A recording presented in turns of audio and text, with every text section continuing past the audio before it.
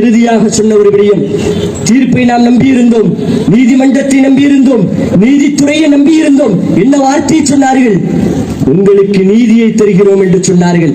கடைசியிலே இந்த இடத்திலே எந்த விதமான ஆவணமும் இல்லை, எதுவும் இல்லை என்று அவர்கள் பேசிவிட்டு இறுதியாக சொன்னார்கள், கூட்டு மனசாட்சியினுடைய அடிப்படையிலே பெரும்பான்மையாக இருக்கக்கூடியவர்களுக்கு இந்த நிலத்தை தாரை வார்க்கிறோம் என்று இஸ்லாமியர்களுடைய கைகளிலிருந்து பிடிங்க அவர்கள் கொடுத்தார்கள்.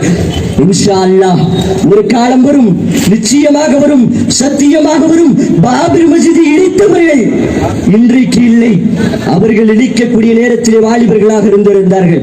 ஆனால் இன்றைக்கு நன்காக எழுதி வைத்துக் கொள்ளுங்கள், எம்முடைய சமுதாயத்துடைய வாலிபர்களுக்கு, எம்முடைய அடுத்த சமுதாயத்திற்கு நாம் எடுத்துச் செல்ல வேண்டும். பாபர் மஸ்ஜிதுடைய வரலாறுகளை சொல்லப்பட வேண்டும். இன்ஷா அல்லாஹ் ஒரு நாள் அல்லாஹ் நாடினால் அதே இடத்திலே பாபரி மஸ்ஜித் எனப்படும். அல்லாஹ்